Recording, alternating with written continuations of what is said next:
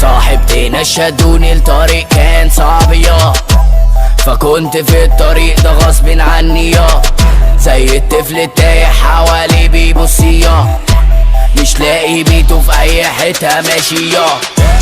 مخدرات بتدخل جوه جسمي يا، وكل مره زود انا الجرعه يا، بعمل حاجات مش عارف بعملها انا ليه، مش عارف المخدرات حبيتها ليه.